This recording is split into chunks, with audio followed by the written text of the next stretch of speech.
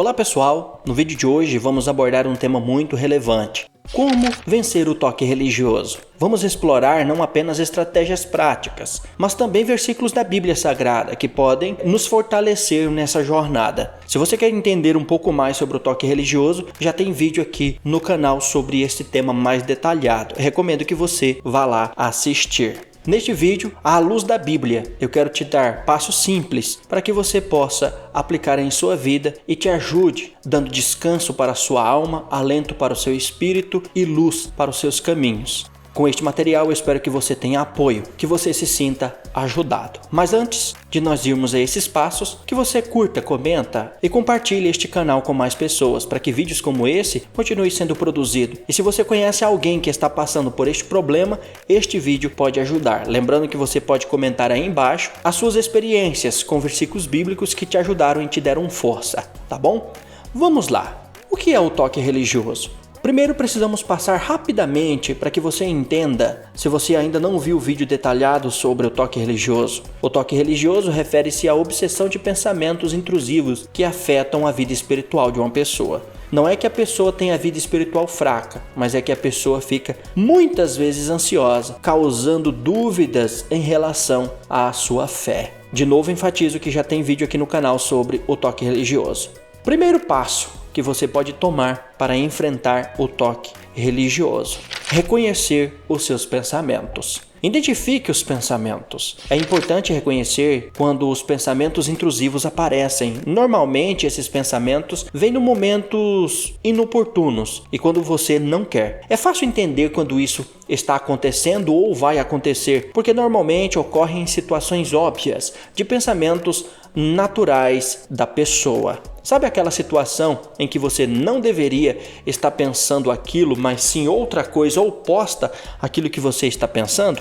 Eu espero que você tenha entendido. Cada passo vai ter um versículo à luz da Bíblia para te ajudar. O versículo para esse primeiro passo é João 8:32. E conhecereis a verdade, e a verdade te libertará. Este versículo nos lembra a importância de buscar a verdade e não sermos escravizados pelos nossos pensamentos. Eu sempre costumo falar que aquilo que você não entende domina sobre você. Quando você não entende algo ou alguma coisa, não entende um trabalho a fazer, a dificuldade daquele trabalho domina e te escraviza. Então procure entender os seus pensamentos, procure identificar quais são os gatilhos que te levam a esses pensamentos.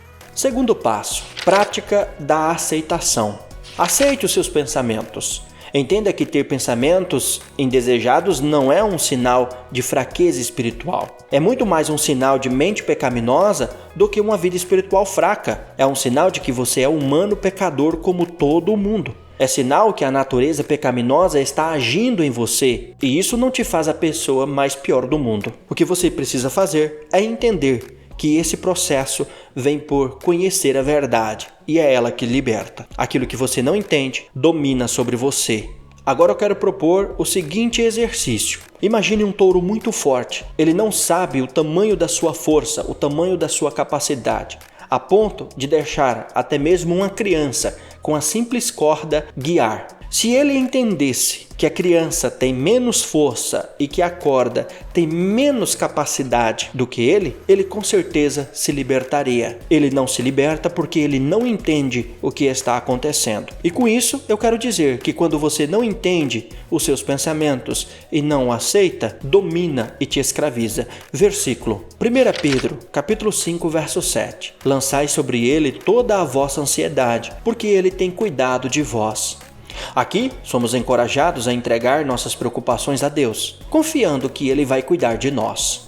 Terceiro passo, técnicas de relaxamento. Talvez você não acredite que isso possa te ajudar, mas praticar respiração profunda pode sim te ajudar. Pratique exercício de respiração para acalmar a sua mente quando ela está descontrolada. Versículo, no livro de Salmos 46, verso 10 diz: Aqueitai-vos e sabei que eu sou Deus. Saber que há tranquilidade na presença de Deus te traz paz Este versículo nos convida a encontrar paz em momentos de agitação, lembrando que Deus está no controle de tudo. Não adianta nós descontrolarmos, ficarmos preocupados ou ansiosos ou ociosos com todas as preocupações ou com todos os problemas deste mundo. Não adianta, porque é Deus que tem o controle de tudo e é Ele que nos dá paz e segurança.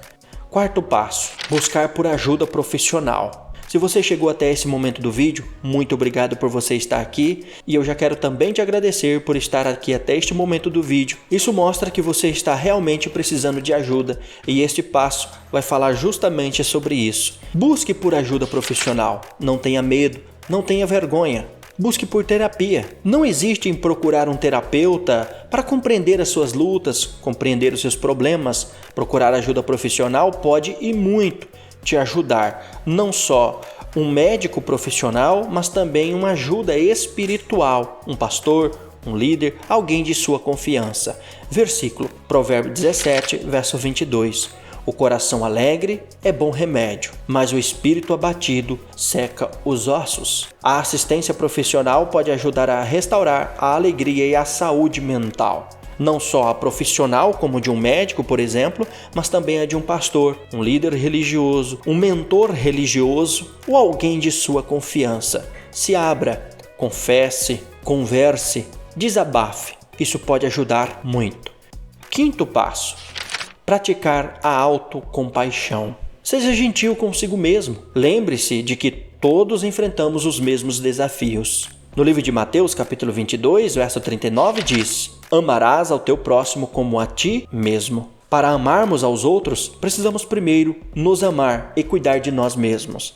Para que você possa praticar o bem, para que você possa ser gentil com outras pessoas, primeiro pense em você. Pense em quanto você está bem ou quanto você está machucado, magoado, decepcionado. Trate primeiro de você. E aí você terá força para a prática do bem e da compaixão. Vencer o toque religioso, meus irmãos, é uma jornada que exige paciência e apoio, tanto divino quanto humano. De novo enfatizando, busque por ajuda, não passe por isso sozinho. Apesar de Jesus nos dar orientação, nos dar ajuda, nos dar alento, Ele prepara pessoas extraordinárias, Ele dá talento para pessoas nos ajudarem e Ele coloca a pessoa certa. Se você chegou até este momento do vídeo, é porque você está procurando ajuda. Eu quero que você comente aí embaixo: eu vou procurar ajuda ou eu estou procurando ajuda? Em um último versículo que eu quero te deixar para te trazer alento, Filipenses 4, verso 13. Este versículo por muitas vezes é utilizado fora de contexto, mas aqui eu acredito que ele vem muito a calhar. Tudo posso naquele que me fortalece. Quem escreveu esse versículo foi o apóstolo Paulo, num dos seus piores momentos. Em um dos momentos em que talvez pela sua cabeça, pelo corpo humano, ele achava que estava tudo perdido. Ele escreveu este versículo para falar das decepções, das desilusões, das perseguições, das ameaças de morte, dos naufrágios, das calúnias, das chicotadas que ele levou pelos seus próprios irmãos. E então ele escreve esse maravilhoso versículo: tudo posso naquele que me fortalece. Muitas vezes esse versículo é utilizado para dizer que nós podemos tudo de bom, mas eu estou aqui para te dizer, nós podemos tudo também de ruim. Nós podemos passar por toda essa luta, por toda essa decepção, por toda essa perseguição, por todos esses desafios. Mas confie que com esforço e fé, vocês podem superar esses desafios, vocês podem superar estes problemas. Se você gostou desse vídeo, não esqueça de curtir e se inscrever. Compartilhe suas experiências com versículos que te ajudaram aí embaixo nos comentários. Juntos podemos encontrar força na palavra de Deus. Até a próxima, pessoal. Que Deus abençoe a todos em suas jornadas de fé e autocuidado.